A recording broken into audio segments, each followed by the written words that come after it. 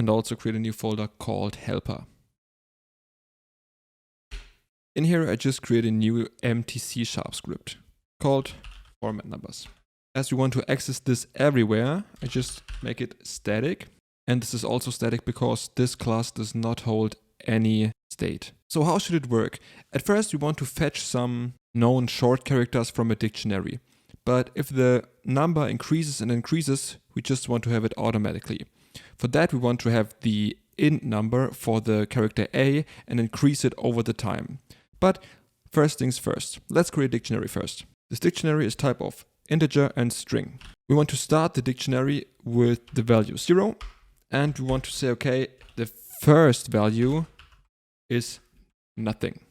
This string is empty, but the first 1000 should be a k.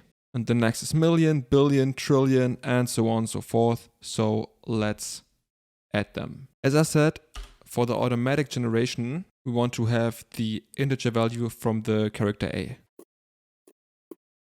So to start easy, we want to check if the value is below 1. If so, then return 0. What happens next? We want to determine the magnitude of the current value in terms of powers of 1000 and then scale the value accordingly. So for that, I have a variable n, which is the math.log,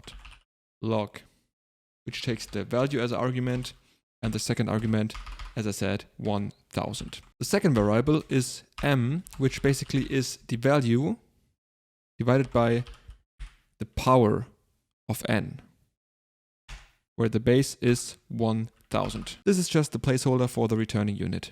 So now we want to check, okay, if n is smaller than the units.count, then just choose the index of that, or dictionary key in this case. Else we automatically want to determine the next value. So we want to skip the first 5 entries. That's why we subtracting the count from the n value.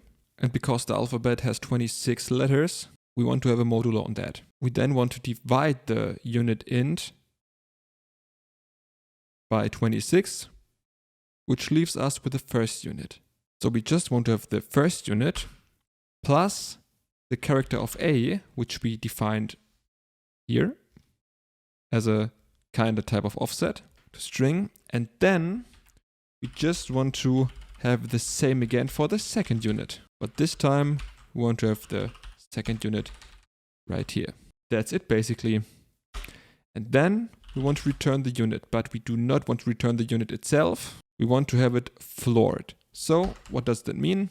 We want to have the math.floor with the m times 100 as base and then divide it by 100. Then make sure this is correctly formatted. So we have some kind of thousand separation and then just add the unit we calculated.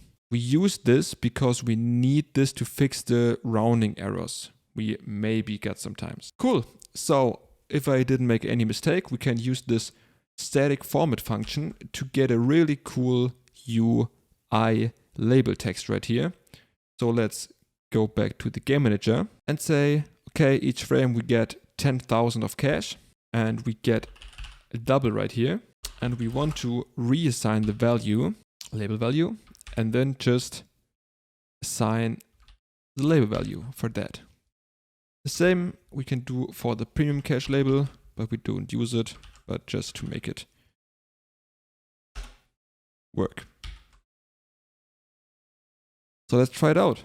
So as you see, million, for a short period of time you saw the K right here. So you see this is working.